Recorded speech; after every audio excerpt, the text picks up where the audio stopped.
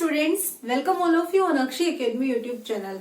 बच्चों, आप लोगों ने पिछली बार जो हमारी वीडियो थी उसमें प्रोजेक्टाइल मोशन का फर्स्ट पार्ट हमने डिस्कस कर लिया था, कर रहा था ना। क्या था वो? उसमें हमने इक्वेशन ऑफ ट्रेजेक्ट्री को कैलकुलेट करना सीखा था कि जो भी प्रोजेक्टाइल है वो जो पाथ कवर करता है उसका पाथ जो होता है उसकी इक्वेशन क्या होती है, क्लियर, जिसे हम क्या बोलते हैं, ट्रेजेक्ट्री। तो हमने उसे कैलकुलेट करना सीख लिया था। और उसके साथ साथ ही अगर आपसे ये क्वेश्चन पूछा जाए कि मान लीजिए कि कोई पार्टिकल यहाँ से यहाँ तक कवर करने में 10 मिनट्स लेता है, क्लियर, 10 मिनट्स लेता है, तो आप मुझे ये बताइए कि किसी टाइम पर, मान लीजिए कि मैं कह रही हूँ कि 2 मिनट के बाद, after 2 minute, what will be the velocity of that particle, that means calculation of resultant velocity. और हम उसे भी कैलकुलेट करना सीख चुके हैं। तो बेसिकली हमारे पास यहाँ पे 2 पार्ट तो कंप्लीट हो ही गए हैं। अब हम डिस्कस करते हैं, स्टार्ट करते हैं जो नेक्स्ट पार्ट है, and that is maximum height. It means कि जो भी हमारा प्रोजेक्टाइल है वो कितनी मैक्सिमम हाइट जो है वो अटेन करेगा। तो हम अपनी वीडियो को स्टार्ट करते हैं। अगर आप मेरे चैनल पर न्यू आए हैं तो आपसे रिक्वेस्ट होगी कि आप प्लीज इसे सब्सक्राइब कर लीजिएगा और बेल आइकन को भी प्रेस कर लीजिएगा ताकि मैं जब भी वीडियो अपलोड करूं आपको नोटिफिकेशन मिल जाए, ठीक है।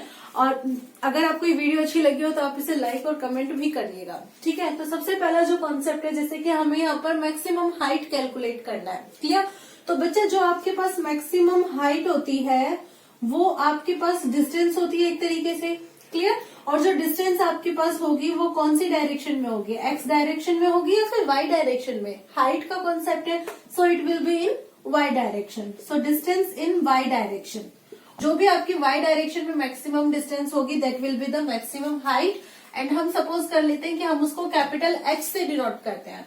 सो अगर आप देखेंगे तो ये वाला जो आपके पास पॉइंट होगा ये मैक्सिमम हाइट पे होगा। तो यहाँ से आपकी जो हॉरिजॉन्टल लेवल मतलब ग्राउंड लेवल तक जो भी आपकी डिस्टेंस होगी ये क्या होगी, एच होगी, क्लियर। तो अगर आप इस हाइट पर बात करते हैं, एच हाइट का अगर आप कॉन्सेप्ट लेते हैं, तो बच्चों कॉन्सेप्ट क्या है, मतलब मैक्सिमम हाइट क्या है ये, इसका मीनिंग ये हुआ कि जैसे कि आप किसी बॉल को थ्रो करो, ठीक है, बॉल ऊपर तक गई, उसके बाद क्या होती है वो नीचे आना स्टार्ट कर देती है, ओके।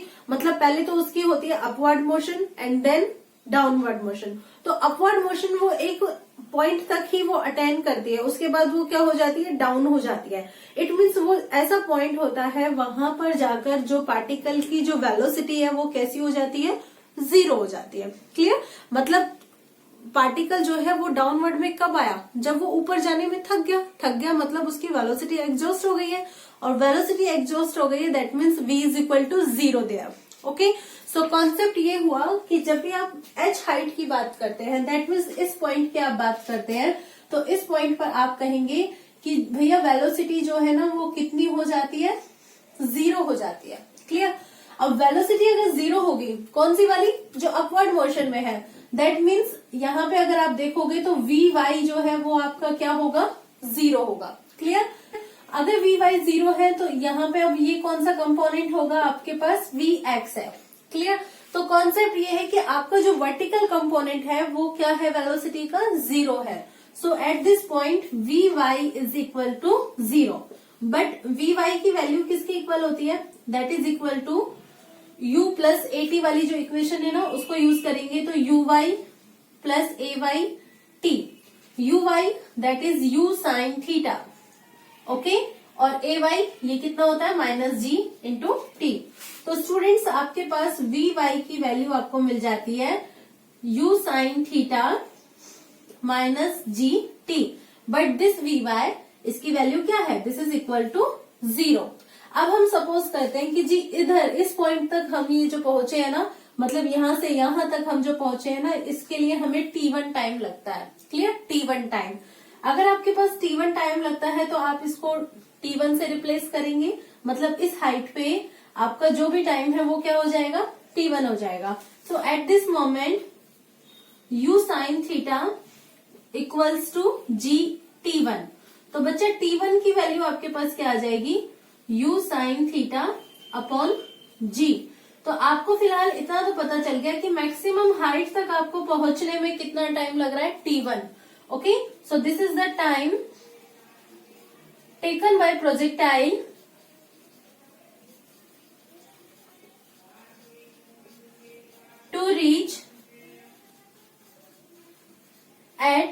इसको हम नेम दे देते हैं, यहाँ पे कुछ भी नेम दे सकते हैं, लेट पी नेम मैंने यहाँ पे दे दिया, ठीक है, एट पी, या फिर हम ये भी बोल सकते हैं मैक्सिमम हाइट।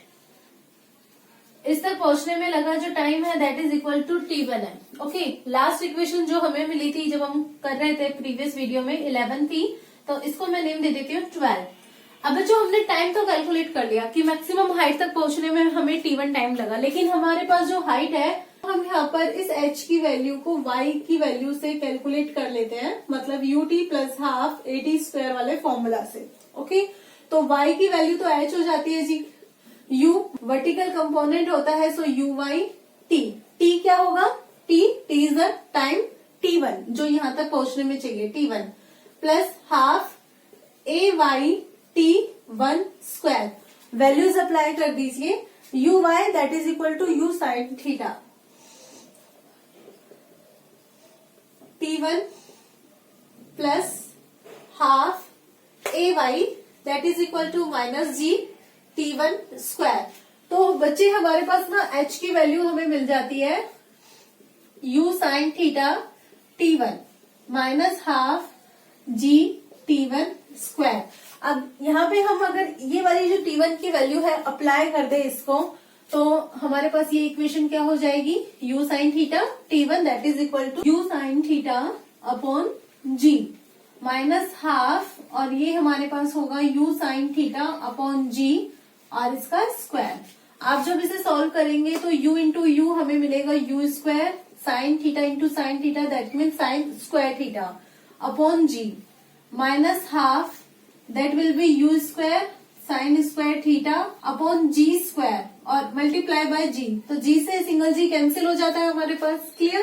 तो students we see here that u square sine square theta upon g that is common, और जब हम इसको कॉमन ले लेते हैं तो यहाँ पे हमारे पास होगा 1 minus half that is equal to half, so half into u square sine square theta upon g, so we can say that height, the height is u square sine square theta upon g। तो ये हमें यहाँ पे एक formula मिल जाता है 2g, ये हमें यहाँ पे फॉर्मूला मिल जाता है मैक्सिमम हाइट का। क्लियर? तो जो प्रोजेक्टाइल है वो इतनी हाइट जो है वो कैलकुलेट करता है। अगर आपके पास बच्चा इनिशियल वेलोसिटी आपको पता है, यानी कि u की वैल्यू आपको पता है, और थीटा मतलब आपको ये पता है कि प्रोजेक्टाइल को आप किस एंगल से थ्रो कर रहे हो, तो आप वहां से साइन स्क्वायर थीटा को कैलकुलेट कर सकते हो और u को कैलकुलेट कर सकते हो और आप 2g से डिवाइड कर सकते हो। क्लियर? तो आपको रेंज यहाँ पे क्या मिल जाएगी, हाइट मिल जाएगी। सपोज कीजिए कि आपके पास u कितना है, that is equal to 5, okay, and theta this is equal to 45 degree. अब बच्चे थीटा 45 डिग्री है तो साइन थीटा कितना हो जाएगा हमारे पास, दैट मीन साइन 45 डिग्री, और sine 45 degree that is equal to 1/√2।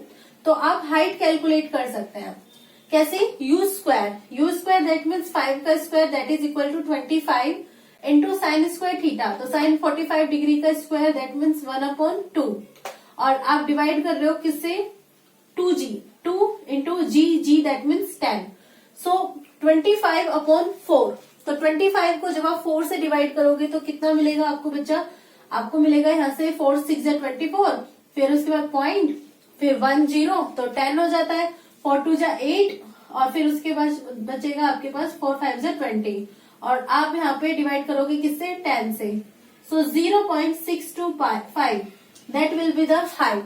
तो इस तरीके से आप हाइट को कैलकुलेट कर सकते हैं। आई होप ये कॉन्सेप्ट आपको क्लियर हो गया होगा अच्छे से, आप इसे नोट कर लीजिए। इसके बाद हम डिस्कस करते हैं कि ये जो हमारे पास कॉन्सेप्ट है, मतलब ये जो प्रोजेक्टाइल है, ये यहां से यहां तक आने में कितना टाइम लेता है, that means time of flight.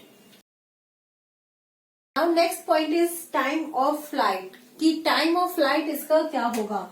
तो बच्चों अगर आपसे पूछा जाए कि टाइम ऑफ फ्लाइट जो है वो क्या होता है, मतलब हम क्या कर रहे हैं यहाँ पे, प्रोजेक्टाइल को थ्रो कर रहे हैं, ठीक है जी, कहाँ से थ्रो कर रहे हैं, इस लेवल से थ्रो कर रहे हैं, मतलब ये हॉरिजेंटल लेवल है, हमने इस लेवल से थ्रो किया, और ये ना मतलब फ्लाइट यहाँ पे करता है, और फ्लाइट में रहने के बाद ये इस पॉइंट पर हमारे पास रिवर्ट हो जाता है, इट मीन्स ये हमें सेम लेवल पर मिल जाता है।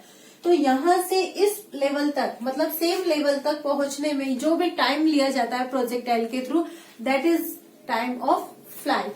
सो we can say that it is the time taken by projectile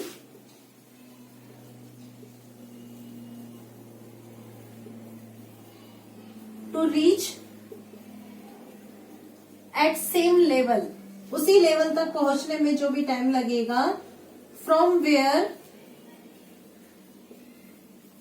it was thrown, जहां से ये फेंका गया था. ओके, जहां से इसको थ्रो किया गया था उतना ही, मतलब उसी लेवल तक पहुंचने में जो भी टाइम लगेगा प्रोजेक्टाइल के through, that is the time of flight. Okay, और we can say that it is the time taken by projectile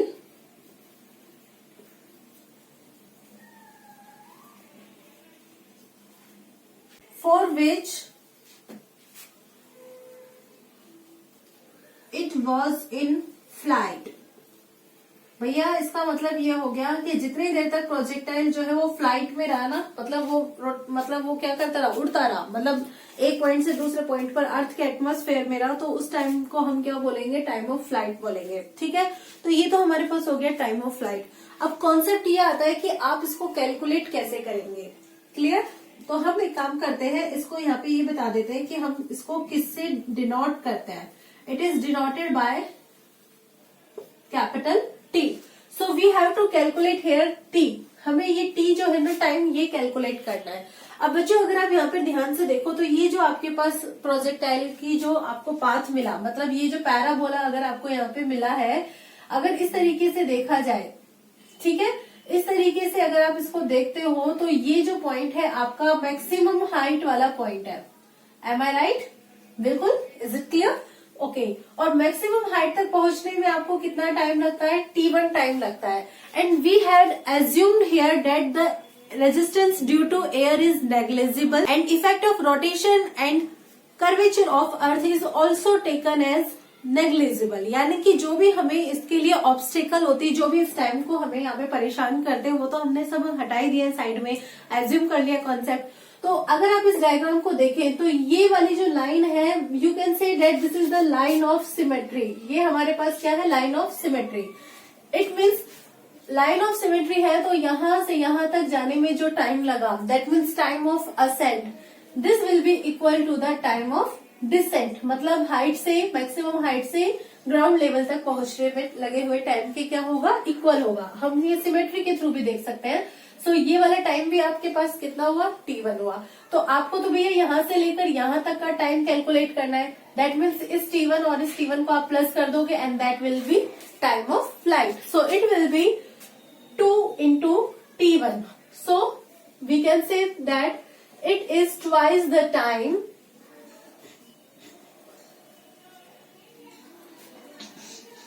taken by projectile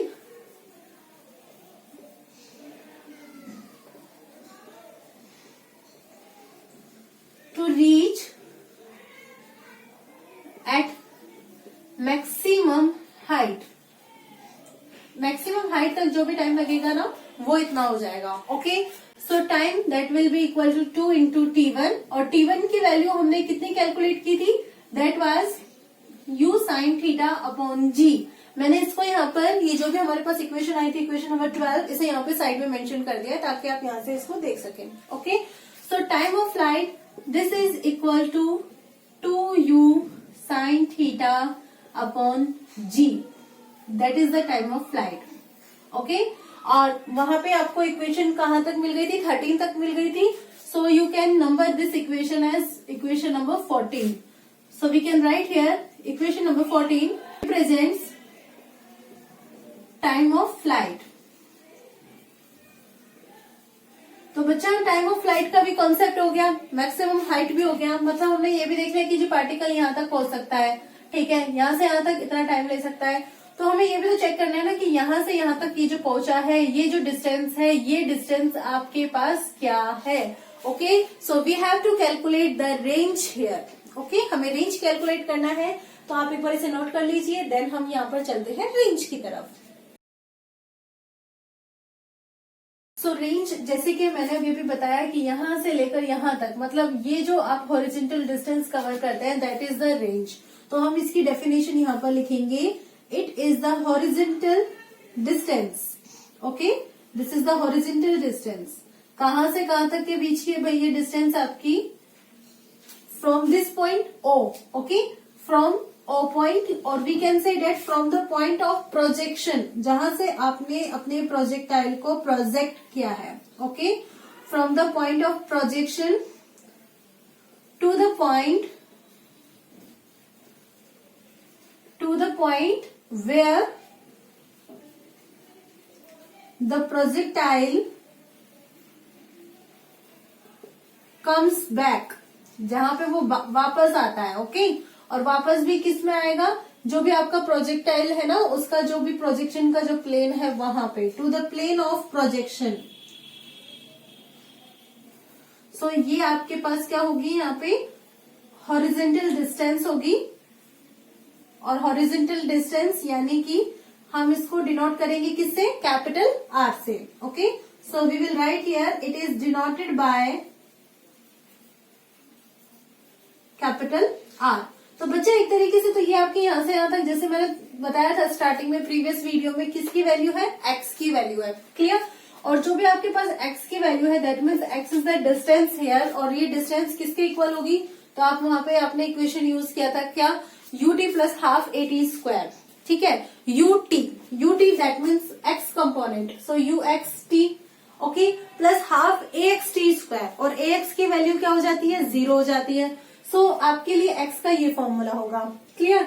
now x जो है हमारे पास किसके इक्वल है? r के, and u x that is equal to u cos theta, and the time कौन सा होगा यहाँ पे? यहां से यहां तक आने में जो टाइम है that is t1 plus t1, that means capital T, and that is the time of flight. So t, where you can write capital T, this is equal to 2u sine theta upon g, time of flight. ठीक है, तो आप इसकी value को apply कर दीजिए, then you will get r equals to u cos theta. Okay, और t की वैल्यू अगर हम यहाँ पे रखेंगे तो 2u sine theta upon g। चलिए हम इसको सॉल्व करते हैं। ठीक है, सॉल्व करेंगे u इंटू यू स्क्वायर, और फिर ये हमारे पास साइन थीटा कॉस थीटा, और आगे 2 upon g। So u square 2 sine theta cos theta किसकी वैल्यू होती है? साइन 2 थीटा की। Very nice, sine 2 theta upon g. आपको ध्यान होगा कि ये एक फॉर्मूला होता है बच्चा, आपने पढ़ा ना, जैसे साइन 2a, तो उसकी वैल्यू होती है 2 साइन a कॉस a। तो यहाँ पे एक ही जगह आपको थीटा अप्लाई कर देना है। तो बच्चा आपके पास ना ये रेंज आ जाती है, u square sine 2 theta upon g. ठीक है, तो वहां हमें इक्वेशन नंबर 14 मिली थी, हम इसको नेम दे देते हैं इक्वेशन नंबर 15। तो ये कॉन्सेप्ट हमारे पास रेंज का हुआ, मतलब यहां से यहां तक की जो मैक्सिमम डिस्टेंस हम ट्रेवल करेंगे ना वो इसके इक्वल होगी। तो अगर अब आपसे ये पूछा जाए क्या कि भैया ये ज्यादा से ज्यादा कितनी डिस्टेंस हो सकती है, दैट मीन्स आर मैक्सिमम, तो बच्चा जब आपको आर मैक्सिमम कैलकुलेट करना है, यानी कि रेंज आपकी ज्यादा से ज्यादा होनी चाहिए, मैक्सिमम होनी चाहिए, तो इट मीन्स ये जो आपका इसका जो फॉर्मूला है ना, u square sine 2 theta upon g, इसमें हम देखते हैं कि साइन 2 थीटा, ठीक है, इसकी वैल्यू भी आपके पास कैसी होनी चाहिए? मैक्सिमम। और साइन थीटा की जो मैक्सिमम वैल्यू होती है, मतलब साइन की वैल्यू जितनी भी होती है उनमें सबसे ज्यादा वैल्यू क्या होती है? 1 होती है ना, पॉजिटिव 1। तो बच्चा आपके पास इसकी वैल्यू कितनी होगी? 1। तो साइन 2 थीटा 1 हो गया। 1 कब होता है? अभी भी बताया आपने, 1 होती है ना मैक्सिमम वैल्यू। तो साइन थीटा की वैल्यू 1 कब होती है? 90 डिग्री पर। So this is equal to sine 90 degree. ठीक है, तो आपके पास 2 थीटा कितना आया? 90 डिग्री आया। तो थीटा कितना आ जाएगा? That means 90 degree upon 2 that is equal to 45 degree. यानी कि आप अगर अपने प्रोजेक्टाइल को 45 डिग्री के एंगल से थ्रो करेंगे, ठीक है, तो उसकी जो रेंज होगी वो कैसी होगी? मैक्सिमम होगी। क्लियर? और मैक्सिमम होगी तो इसकी वैल्यू कितनी होगी? R maximum. This is equal to U square sine 2 theta कितना हो गया? 1 हो गया अपॉन जी। ये आपके पास हो जाती है मैक्सिमम रेंज। क्लियर हुआ कॉन्सेप्ट? समझ में आया? अच्छा, अब आप सोच रहे होंगे कि मैम अगर रेंज मैक्सिमम होती है तो हाइट भी मैक्सिमम होनी चाहिए, मतलब कितनी हाइट तक वो जाएगा। अब आप कहोगे मैक्सिमम ही हाइट होती है, लेकिन फिर भी हम उसकी वैल्यू तो कैलकुलेट कर सकते हैं ना कि वो क्या होगी। तो चलिए आप एक बार इसे नोट कर लीजिए, नेक्स्ट हम फिर उस कॉन्सेप्ट को डिस्कस कर लेते हैं। We have next concept, but that means relation between maximum range and maximum height। क्या होता है रिलेशनशिप, ये हम यहाँ पर देखेंगे। ओके, तो जो हमारे पास इक्वेशन नंबर 16 हमें मिली थी, फ्रॉम इक्वेशन नंबर 16 हमने वहां से आर मैक्सिमम तो कैलकुलेट कर लिया था। ठीक है, क्या मिला था हमें, U square upon G. Very nice. और अगर अब हमें हाइट भी देखना है तो हाइट का फॉर्मूला क्या होता है, हाइट होता है u square sine square theta upon 2g। तो बच्चा आपको यहाँ पे हाइट भी क्या चाहिए, मैक्सिमम चाहिए। हाइट मैक्सिमम कब होगी, जब साइन थीटा क्या होगा, मैक्सिमम होगा, यानी कि 1 होगा। So this is equal to U square into 1 upon 2g। तो आपके पास इसकी वैल्यू क्या होती है, यू स्क्वायर अपॉन 2g के। तो देखो हाइट मैक्सिमम कितना है, यू स्क्वायर अपॉन 2g। चलो हम इसको एक बार लिख कर देख लेते हैं, अच्छा लगेगा थोड़ा सा। कैसे लगेगा, देखो यू स्क्वायर अपॉन 2g। ठीक है, बट ये जो यू स्क्वायर अपॉन जी है, ये वाला, ये तो आर मैक्सिमम है। सो दिस इज, हम यहाँ पर ऐसे लिख सकते हैं आर मैक्सिमम और इसके लिए 2। तो हमें यहाँ से एक रिलेशनशिप मिल जाती है, क्या, H maximum this is equal to R maximum upon 2।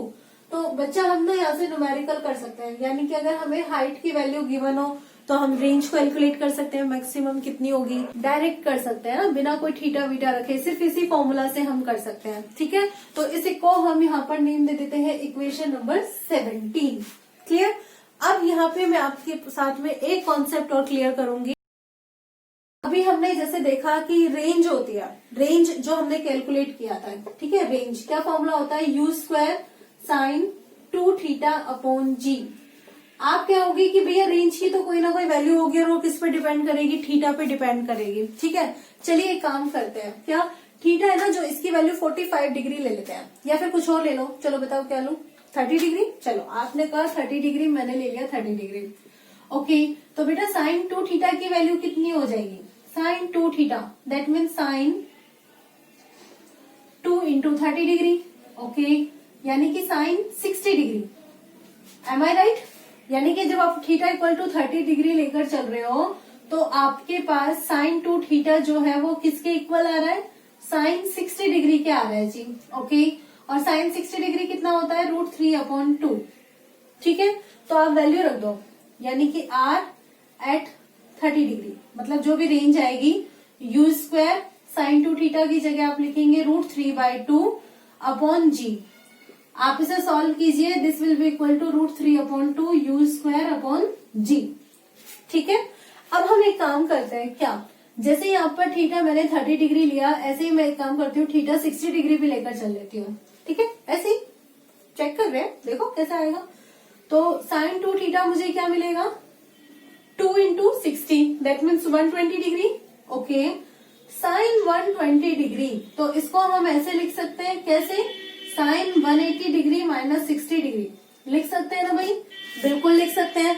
और साइन 180 डिग्री माइनस 60 डिग्री की वैल्यू कितनी हो जाएगी, आप कहोगे साइन 120, ना ये वाला फॉर्मूला नहीं, आपको बताना है इस वाले फॉर्मूला से कि साइन 180 डिग्री माइनस थीटा, अगर यहाँ पे कोई भी एंगल हो तो उस समय इसकी वैल्यू किसके इक्वल होती है, साइन थीटा के ही इक्वल होती है। ठीक है, साइन थीटा यानी कि थीटा की जगह यहाँ पे क्या लिखा हुआ है, 60 डिग्री। सो ये किसके इक्वल होगा, 60 डिग्री, और sine 60 degree that means √3 upon 2। इसका मतलब जब हम रेंज कैलकुलेट करेंगे 60 डिग्री के लिए तो हमें मिलेगा यू स्क्वायर अपॉन जी, और फिर से वैल्यू क्या, √3 अपॉन 2। तो एक बात नोटिस की आपने, क्या, कि हमने थीटा 30 डिग्री लिया तो भी रेंज इतनी आ रही है, और थीटा अगर हमने यहाँ पे 60 डिग्री लिया तो भी रेंज इतनी ही आ रही है। इसका मतलब ये हुआ कि दो एंगल्स के लिए हमें रेंज कैसी मिल सकती है, सेम मिल सकती है ना, बट कंडीशन है कि वो एंगल्स कैसे होने चाहिए। तो यहाँ पर हम कॉन्सेप्ट लिखेंगे कि रेंज जो होगी, range therefore two angles will be equal होगी if angles of projection are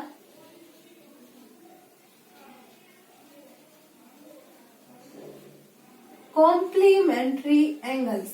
अगर वो कॉम्प्लीमेंट्री एंगल हुए तब।